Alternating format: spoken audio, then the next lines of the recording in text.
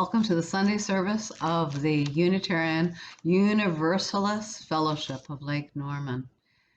Our fellowship takes different roads to find meaning and purpose, but we are united in the belief in inherent human dignity and value, and we need to express our faith through acts of justice and compassion. We're an open and inclusive faith community. All are welcome, regardless of race, gender, sexual orientation, ability, or economic status. My name is Elaine, and I've been a member of this congregation for a year. And we would like to light our candle, our chalice.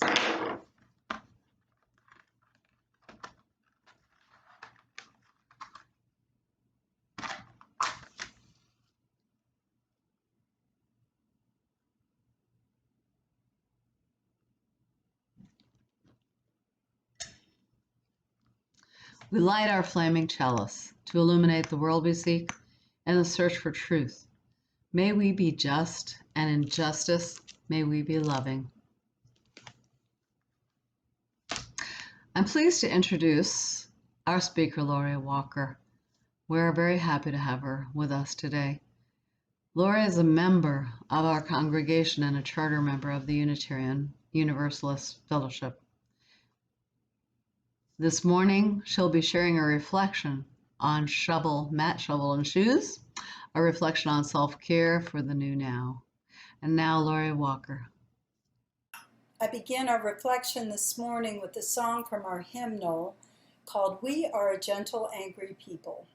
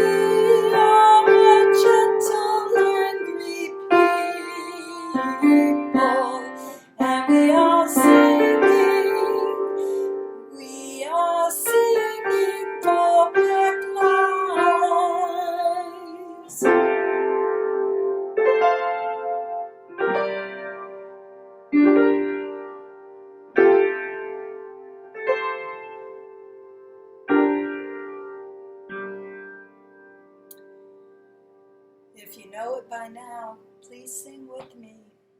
I won't even know. We are a gentle, angry people, and we are singing for our lives. We are a gentle, angry people, and we are singing, we are singing, we are singing for Black lives.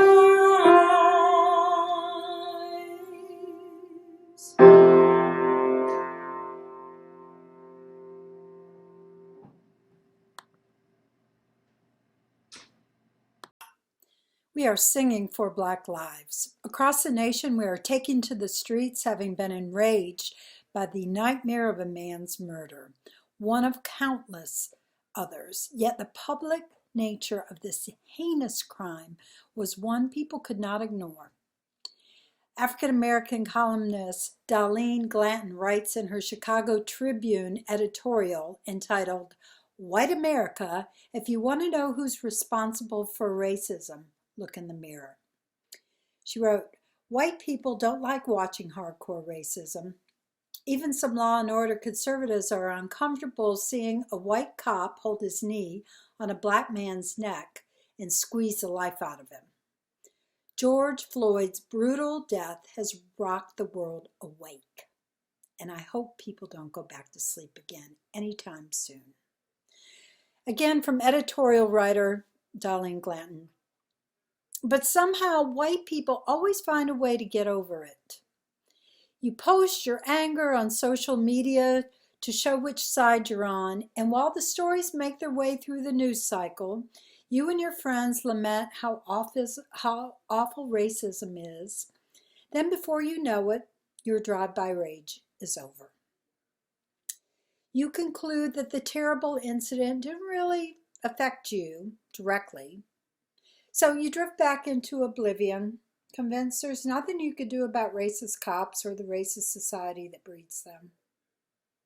Racists are counting on you to do nothing.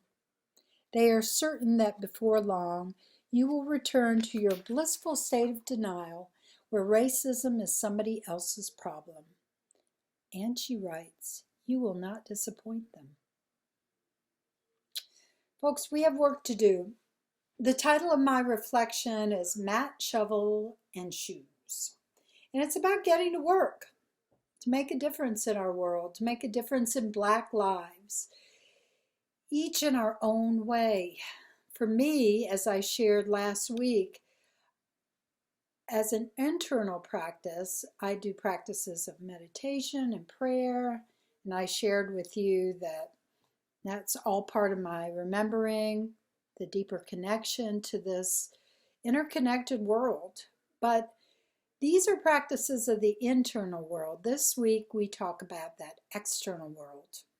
The mat is a metaphor for the world we walk through. The shoes represent our measured steps, and the shovel is the tool for getting to work. Thankfully, we have some guidance for our work from Unitarian Universalist leaders. Here's from UUA President Susan Frederick Gray. She says, systems of policing and criminalization in this country are inherently violent, steeped in and created to reinforce white supremacy, anti-Blackness, and racialized control. And she suggests, along with all of UUA, of course, that the UU congregations join in the fight. Our own president for our fellowship, Nicole Gantz, has offered some wonderful words of action and some poignant words about the situation that we're in. And she did so in our newsletter, and I'd just like to take a piece of what she wrote and reiterate. The events, she writes, the events over the past week have reignited the flame that challenges us all, calls on us, and unites us to advocate for social justice. We should take time to mourn for George Floyd and the many Black men and women that have been killed by police. But we must also find space to question our understanding of anti-Black racism and police brutality. Now more than ever is the time to reflect on our values and find the soft spots in our convictions. We must hold ourselves accountable to the values we've chosen. We must also balance thoughtfulness and action. It's important to come together and create opportunities for conversation and education, but our shared values also commit us to act. So, get to work. In her conversation with UU Forward Together liaison Nicole and liaison Lisa Garcia Simpson compiled a range of resources, activities, and calls to action for us.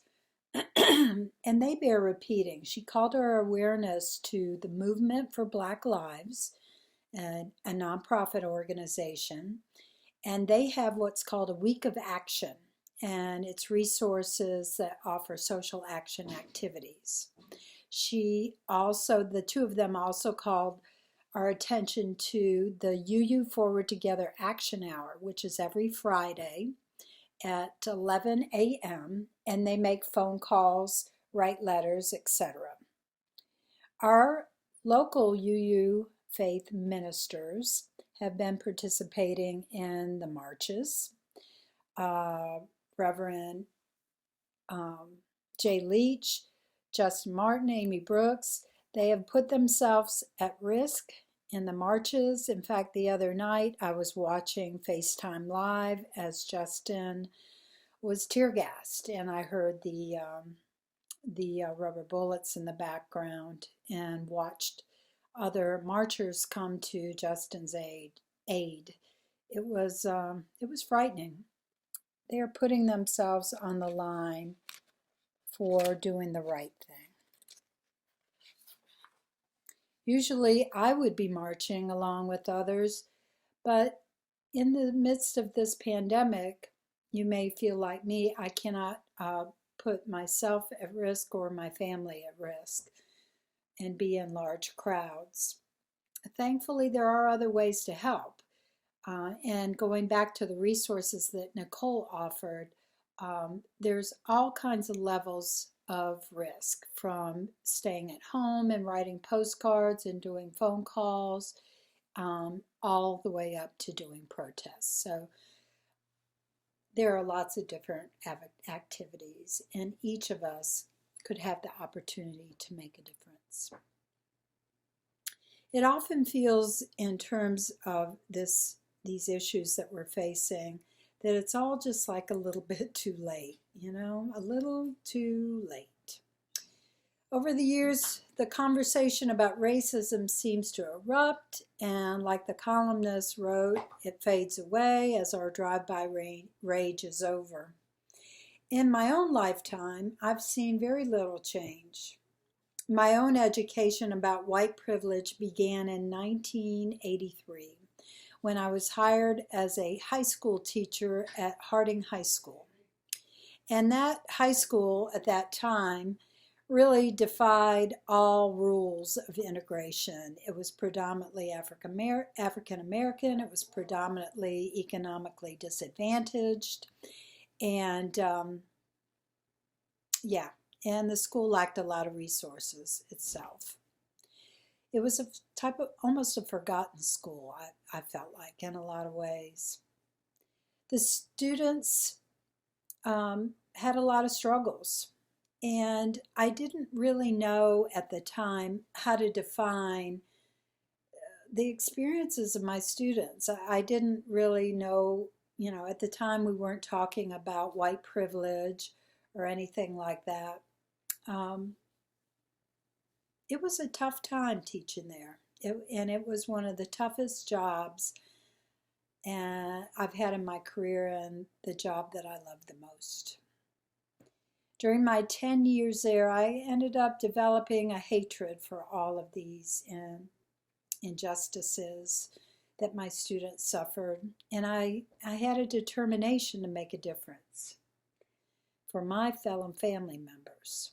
I saw firsthand examples of their food insecurity, of their unsafe living conditions, of homelessness, of the pressures that they faced from poverty, from lack of mentors, the hopelessness that they felt that led to drugs and to gun violence.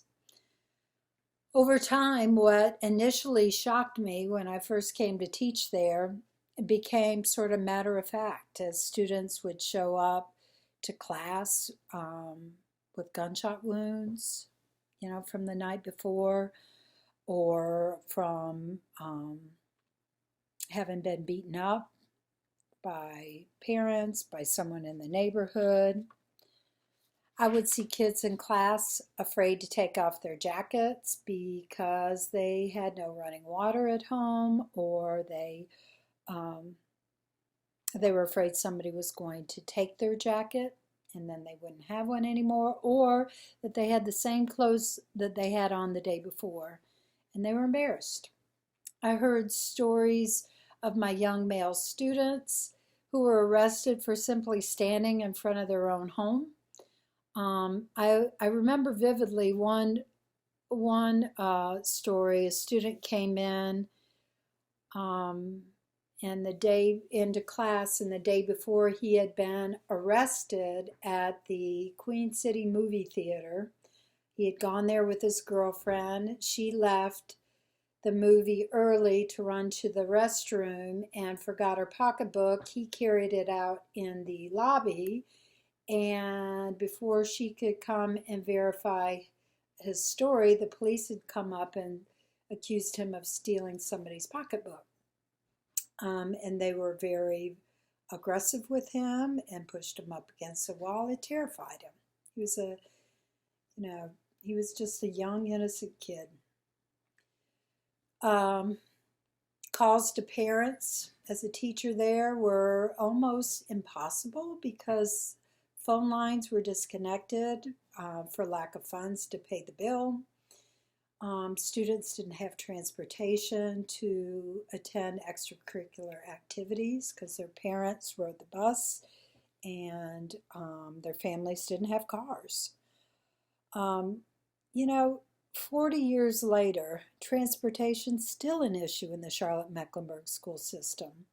I was listening to a talk from some high school students that are part of the Rotary Peace Foundation, peace organization. Global Peacemakers is what they're called.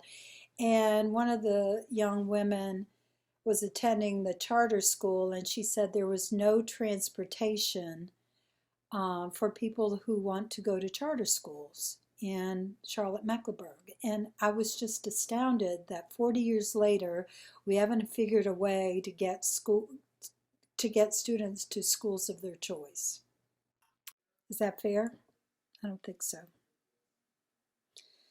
So, in spite of all the injustices that my students had, most of them didn't ever give up. You know, they rose to their challenges.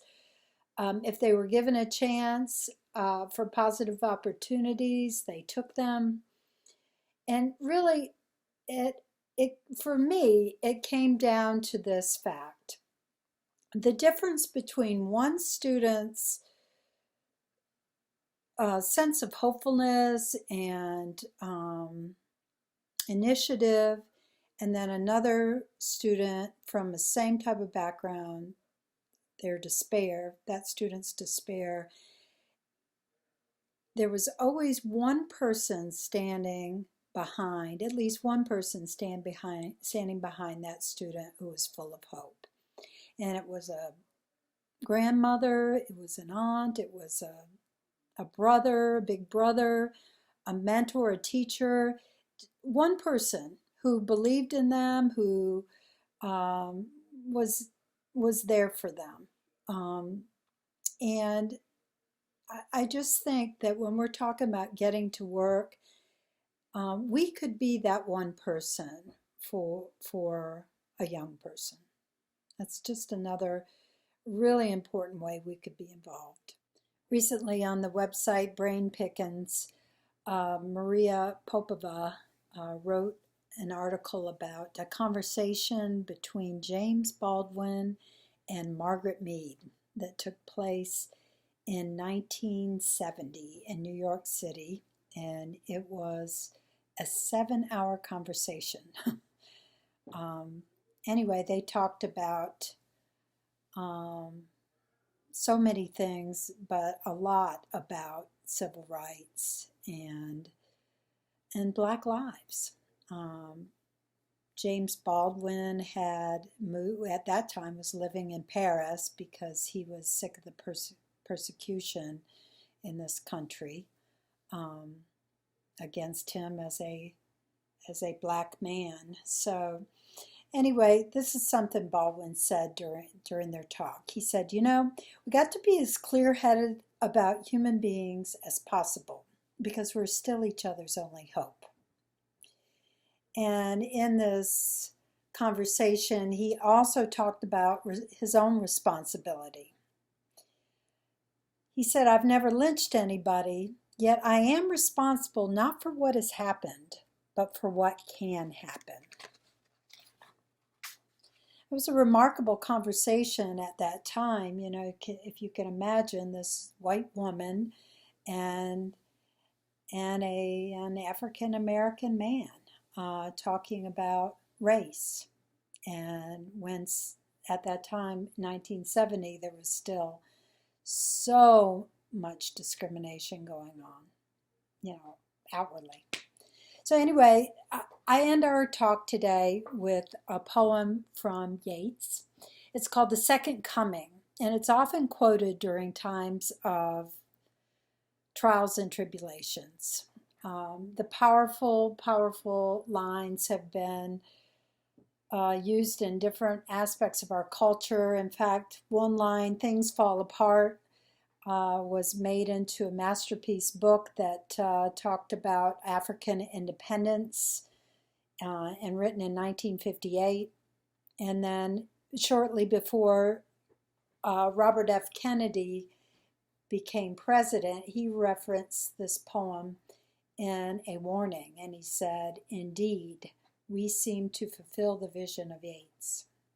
Here's the poem. Turning and turning in the widening gyre, the falcon cannot hear the falconer. Things fall apart. The center cannot hold. Mere anarchy is loosed upon the world.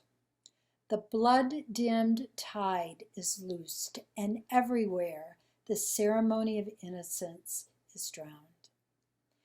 The best lack all conviction, while the worst are full of passionate intensity. Surely some revelation is at hand. Surely the second coming is at hand. The second coming! Hardly are those words out when a vast image of Spiritus Mundi troubles my sight. Somewhere in the sands of the desert, a shape with lion body and the head of a man, a gaze blank and pitiless as the sun, is moving its slow thighs, while all about it reel shadows of the indignant desert birds. The darkness drops again, but now I know that 20 centuries of stony sleep were vexed to nightmare by a rocking cradle, and what rough beast, its hour come round at last, slouches toward Bethlehem to be born. We're all painfully aware that progress is fragile, and it is all too easy to fall back once the rage is over. However, we can find consolation in the knowledge that things fall apart, yet we have hope and the will to keep the beast from reaching Bethlehem. We are that hope. May we never forget what one person can do to affect change. Let's get to work.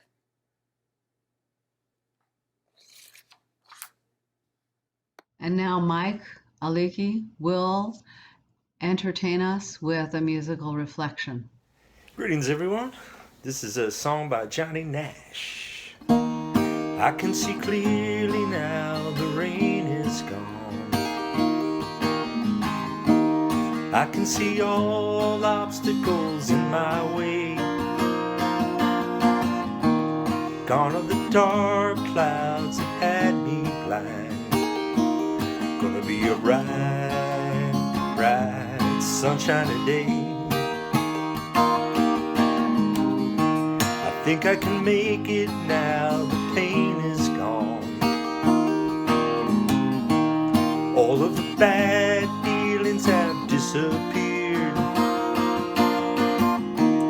Give me the rainbow I've been praying for. It's gonna be a bright sunshiny day. Look all around, nothing but blue skies. Yeah, look straight ahead, nothing but blue skies.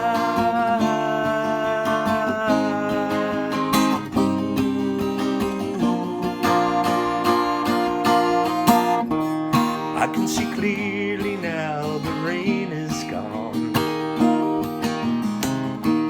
I can see all obstacles in my way.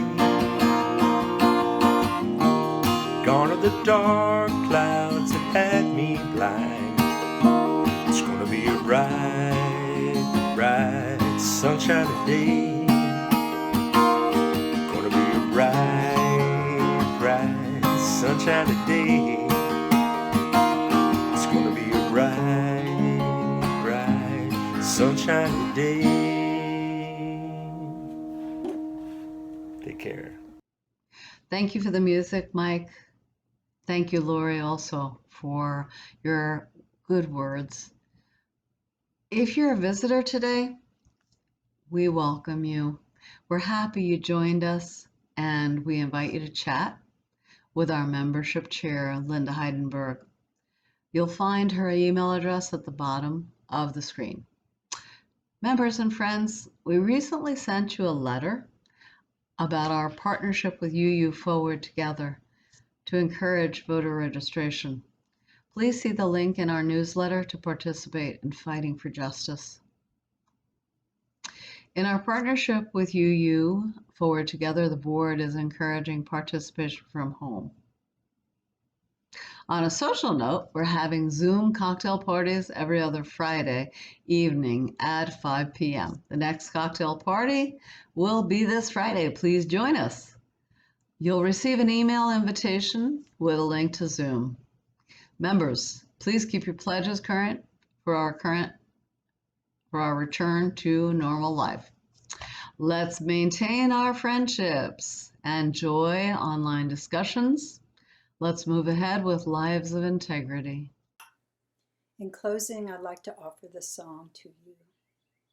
May the long-time sun shine upon you, all love surround you, and the pure light that's within you guide your way on. Let's get to work. Go in peace.